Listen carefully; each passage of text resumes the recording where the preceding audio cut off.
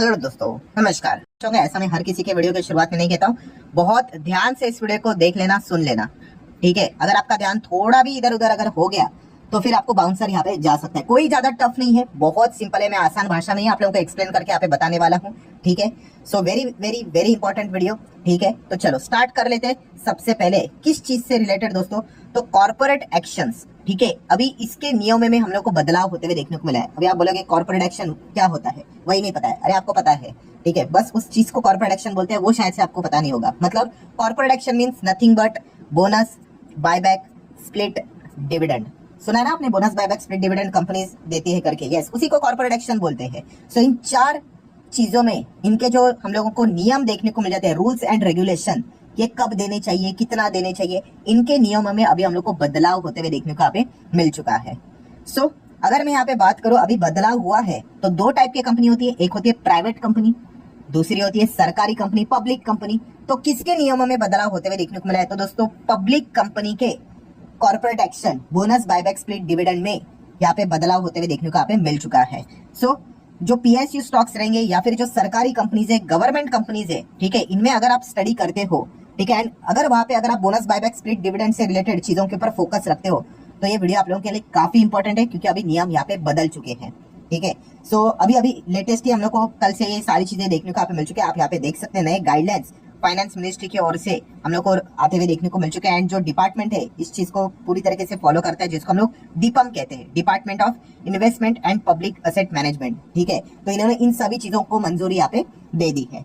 सो अभी bonus, buyback, split, dividend, सरकार से रिलेटेड जो भी कंपनियां हैं उसमें क्या क्या बदलाव हुए हैं वो अभी मैं आपके सामने यहाँ पे रखना चाहूंगा। तो चलो स्टार्ट करते हैं बहुत ही आसान तरीके से। तो पॉइंट नंबर वन की बात करेंगे, क्या, डिविडेंड से रिलेटेड। सो डिविडेंड से रिलेटेड क्या नियम हम लोग को देखने को मिल रहा है। तो अभी कंपनी को कैसे डिविडेंड देना है, सरकारी कंपनी को, तो आप यहाँ पे देख सकते हैं। पहले मैं थोड़ा सा चीज भी बोलूंगा एंड उसके बाद जो थियरी है उसके ऊपर भी हम लोग आएंगे, ठीक है, ज्यादा टफ नहीं है। तो सरकारी कंपनी का जो नेट प्रॉफिट होगा, ठीक है, प्रॉफिट नहीं, नेट प्रॉफिट समझते हो ना, टैक्स देने के बाद का प्रॉफिट, ठीक है। तो ये जो नेट प्रॉफिट हम लोग को देखने को यहाँ पे मिल जाता है, ठीक है, उसका 30%, कितना, नेट प्रॉफिट का 30% निकालना है। एक अमाउंट आएगी कुछ ना कुछ XYZ, ठीक है। या फिर जो कंपनी का हम लोग को नेट वर्थ देखने को मिल जाता है, ठीक है, उसका 4%, तो भी एक अमाउंट निकल कर आ जाएगी। यस, ये दो अमाउंट मिलेंगे। इन दो अमाउंट में से विचएवर इज हायर, जो ज्यादा बड़ी अमाउंट होगी वो एज अ कंपनी को क्या करनी पड़ेगी, डिविडेंड देनी पड़ेगी, ठीक है। पूरे साल के डिविडेंड की हम लोग यहाँ पे बात करें, अगर आप इस चीज को अभी पढ़ोगे तो आपको इजीली समझ में आएगा। अभी आप देख सकते हो क्या यहाँ पे दीपम ने नया मैंडेट यहाँ पे क्या सामने रखा हुआ है कि कंपनी हैव टू पे मिनिमम एनुअल डिविडेंड। मिनिमम लिखा है, इतना तो कम से कम पे करना ही पड़ेगा अभी सरकारी कंपनी को साल का डिविडेंड। कितना, तो रूल देखिए जो अभी मैंने आप लोगों को बोला, 30% ऑफ प्रॉफिट का 30% निकलना है और नेट वर्थ का 4%। इन दोनों में से जो हम लोग को विचएवर इज हायर देखने को यहाँ पे मिल जाएगा वो अमाउंट एज अ डिविडेंड यहाँ पे घोषित करना है। तो ये हो गया दोस्तों डिविडेंड से रिलेटेड पैरा रूल। कोई रॉकेट साइंस है नहीं, ऑब्वियसली कंपनी को काम करना है, हमें तो बस रिसीव करना है, बट फिर भी आपको इन पॉइंट्स के बारे में पता यहाँ पे होना चाहिए। एंड इसका इफेक्टिव तारीख आप देख सकते हैं फाइनेंशियल ईयर 25 से ही उन्होंने बोलना यहाँ पे स्टार्ट कर दिया है। तो ये हो गया डिविडेंड से रिलेटेड पॉइंट। देन अगर हम लोग बात करें, अगर कोई सरकारी NBFC हो, ठीक है, उसके लिए भी सेम रूल है, बट एक रूल कट कर दिया गया। कौन सा, जैसे कि 30% ऑफ प्रॉफिट, बस यही रूल है। मतलब 4% ऑफ नेटवर्थ, ये वाला नहीं। मतलब अगर कोई NBFC होगी सरकार की तो उसका जो भी प्रॉफिट बनेगा उसका क्लियर कट 30% निकालो, उतना जितना भी अमाउंट निकल कर आएगा करोड़ में, वो उनको डिविडेंड में यहाँ पे बांटना है, ठीक है। तो ये एक नया नियम हम लोग को देखने को यहाँ पे मिल चुका है, ठीक है। तो इसको नोट करके चल लेना। देन दोस्तों आ जाते हैं सेकंड कॉर्पोरेट एक्शन, जिसका नाम है बोनस। बोनस की अगर हम लोग बात करें, अभी सभी लोगों को मैंने बहुत बार सिखाया भाई, बैलेंस शीट पढ़ना आपको आना चाहिए, ठीक है। अगर कोई आपको इन्वेस्टमेंट की बातें कर रहा है बैलेंस शीट ही नहीं पढ़ा रहा है, ठीक है, मतलब वो तो खुद इन्वेस्टर होगा ही नहीं, सवाल ही नहीं उठता है, क्योंकि बैलेंस शीट पढ़े बिना आप इन्वेस्टर कभी बन ही नहीं सकते। सो बैलेंस शीट की अगर हम लोग यहाँ पे बात करें तो आप सभी लोगों को पता है एक बहुत ही इंपॉर्टेंट कंपोनेंट होता है जिसका नाम है रिजर्व्स एंड सरप्लस, RNS, ठीक है। सो ये रिजर्व्स एंड सरप्लस कैसे बढ़ता है, इसके पीछे का भी मैंने आप लोगों को गणित बताया था कैसे। यस, कंपनी का प्रॉफिट बढ़ेगा तो कंपनी का रिजर्व्स एंड सरप्लस बढ़ेगा, ठीक है। आप बोनस की एंट्री भी देखोगे, जर्नल एंट्री भी देखोगे, तो उसमें भी आप लोगों को रिजर्व्स एंड सरप्लस का ही कंपोनेंट देखने को मिल जाता है, क्योंकि वही से ही तो डेबिट क्रेडिट चीजें होती है। सो रिजर्व्स एंड सरप्लस के हिसाब से अगर हम लोग यहाँ पे बात करें तो आप देख सकते हो दोस्तों, नियम क्या है, ये है, ठीक है। बोनस अगर देना है कंपनी को, ठीक है, तो क्या अभी चीजें कंसिडर करनी पड़ेगी।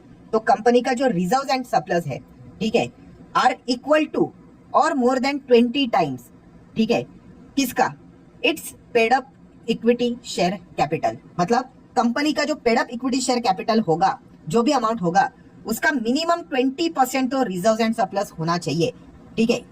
तो वो कंपनी क्या करेगी, वो बोनस यहाँ पे कंसिडर कर सकती है।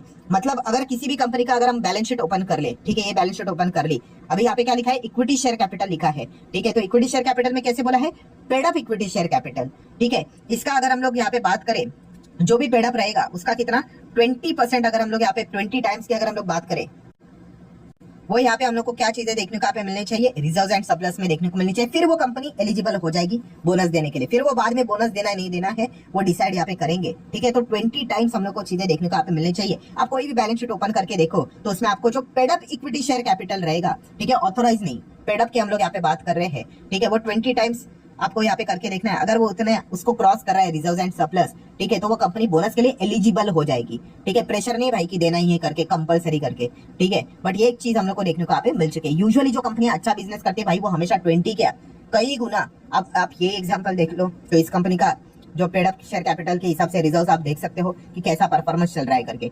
तो ये एक पॉइंट हम लोग को बोनस से रिलेटेड देखने को यहाँ पे मिल चुका है। देन दोस्तों तीसरे पॉइंट की अगर हम लोग बात करेंगे, जो कि है stock split. Yes, stock split की अगर हम लोग यहाँ पे बात करें तो यहाँ का नियम क्या है, तो आप देख सकते हो कि ये जो सरकारी कंपनी हम लोग को देखने को मिल रही है, जो फेस वैल्यू रहेगा ना दोस्तों, ठीक है, उसका लगभग आप देख सकते हो market price should exceed 150 times of its face value consistently. ये सबसे इंपॉर्टेंट शब्द है, consistently for the last 6 month, ठीक है। फिर वो कंपनी में कंसिडर अपने मतलब स्प्लिट देना है कि नहीं, ठीक है। जिसको नहीं समझा आसान भाषा में समझा देता हूँ। देखिए किसी भी कंपनी का फेस वैल्यू ओपन करो, ये देखो ये कितने का फेस वैल्यू है, 2 का फेस वैल्यू है, इसको मल्टीप्लाई करो 150 से 150 टाइम्स, तो कितना निकल कर आ रहा है 300, ठीक है। तो 300 क्या हो गया, शेयर प्राइस, मतलब एक आप कह सकते हैं 300। अगर कोई भी शेयर अगर 300 रुपए के अगर ऊपर चल रहा है, मतलब ये जो करंट एग्जांपल हम लोग ले रहे हैं, ठीक है, इसके फेस वैल्यू का 150 टाइम्स, मतलब 300 के ऊपर अगर इसका शेयर प्राइस अगर चल रहा है, तो क्या स्प्लिट दे सकता है, नहीं। कंसिस्टेंटली 6 महीना 300 के ऊपर रहना चाहिए।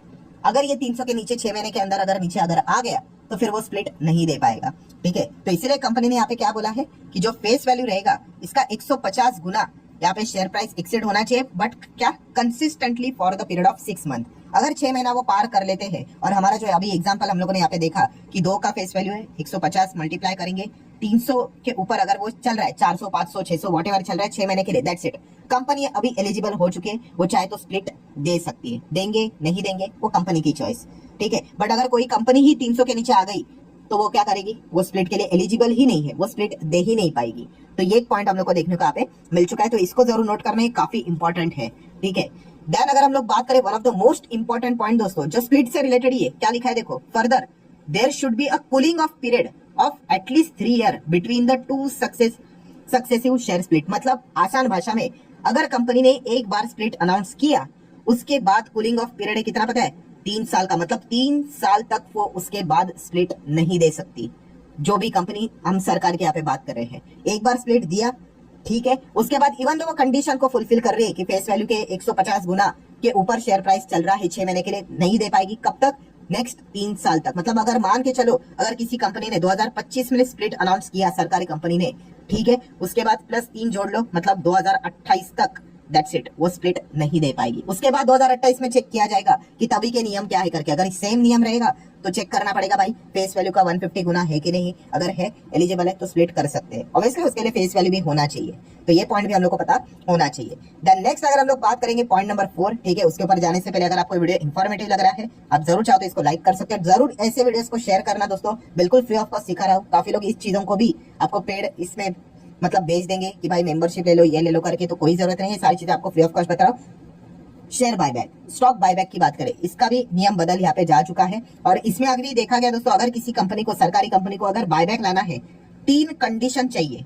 3 क्या चाहिए, 3 यस चाहिए, यस यस यस। ये तीनों अगर यस हुए तो ही कंपनी क्या कर पाएगी, अभी बायबैक ला पाएगी। अगर इसमें से एक भी कंडीशन टूटी, नहीं, आप बायबैक नहीं ला पाओगे। आप तीनों कंडीशन को यस लेकर आ जाओ। तो तीनों कंडीशन क्या है दोस्तों, तो पहला कंडीशन है, क्या यहाँ पे बोला है कि कंपनी का बुक वैल्यू के हिसाब से है, ठीक है। क्या है यहाँ पे बोला हुआ कि share price of the share, ठीक है, मतलब market price of the share has been less than the book value consistently for the period of last 6 month, ये पहला कंडीशन है। मतलब अगर किसी भी कंपनी का जो भी बुक वैल्यू, चलो ऐसे ही बोल देता हूँ, ये है कंपनी का बुक वैल्यू 100 रुपया, उसके नीचे अगर कंपनी का करंट प्राइस चल रहा है, शेयर प्राइस चल रहा है मान लो 70 रुपया, ठीक है, और अगर लगातार 6 महीने तक चल रहा है, तो पहली कंडीशन पूरी हो गई कि ये कंपनी का बुक वैल्यू से नीचे शेयर प्राइस चल रहा है लगातार 6 महीने तक, तो पहला टिक लग गया। क्या बायबैक ला सकते हैं? नहीं। अभी और 2 कंडीशन है, देखिए इसके आगे उन्होंने देखो क्या लिखा है, क्या बोला है पहले, share price of market price of the share has been less than the book value consistently for the last 6 month and मतलब फिर उसके बाद आप आगे बढ़ोगे, आगे बढ़कर आपको क्या चाहिए, such company must have net worth of at least 3000 crore, 3000 crore की नेटवर्थ भी चाहिए। एंड उसके बाद एक और एंड लिखा है, मतलब ये भी नेटवर्थ 3000 करोड़ तो चाहिए चाहिए कम से कम, एंड उसके बाद कंपनी के पास कैश बैलेंस भी 1500 करोड़ या उससे ज्यादा होना चाहिए। अगर ये तीनों कंडीशन टिक टिक टिक अगर हो गए, फिर कंपनी कंसीडर कर सकती है। क्या लिखा है, मे कंसीडर, ऑब्लिगेशन नहीं कि भाई कंपलसरी बायबैक लाना है करके, बट ये 3 कंडीशन फुलफिल होने चाहिए। अगेन रिपीट कर रहा हूं, कोई बात नहीं। पहला वाला पॉइंट कौन सा, कि अगर कंपनी का जो प्राइस है वो बुक वैल्यू के नीचे रहेगा 6 महीने तक, एक टिक लग गया। देन नेटवर्थ की अगर हम लोग बात करें 3000 करोड़ के ऊपर होनी चाहिए, मान लो 4000 करोड़, चलो एक और टिक लग गया। एंड उसके बाद कैश बैलेंस 1500 करोड़ के ऊपर चाहिए। अगर ये 1000 करोड़ है, चलो टिक कैंसिल, नहीं दे सकते बाय बाय। अगर ये 2000 करोड़ है, चलो टिक लग गया। तो ये तीनों कंडीशन फुलफिल हुए तो कंपनी एलिजिबल हो गई कि भाई चलो कि आप बायबैक यहाँ पे ला सकते हो करके, ठीक है। तो ये 3 कंडीशन हम लोग को देखने को यहाँ पे मिल चुके हैं, ठीक है। मतलब ओवरऑल अगर हम लोग बात करें दोस्तों, ये सारे रूल अभी सरकारी कंपनी से related bonus, buyback, split, dividend के चलते अपडेट होते हुए देखने को यहाँ पे मिल चुके हैं, ठीक है। मुझे नहीं लगता कि अभी आप लोगों को तकलीफ हो रही होगी, बहुत आसान भाषा में मैंने इन चीजों को एक्सप्लेन करके यहाँ पे रखा हुआ है, ठीक है। सो अगेन कह रहा हूँ, अगर आपको ये वीडियो इन्फॉर्मेटिव लगा होगा, आप चाहो तो इसको लाइक एंड शेयर कर सकते हो। मिलते हैं अगले वीडियो में, तब तक के लिए बाय बाय।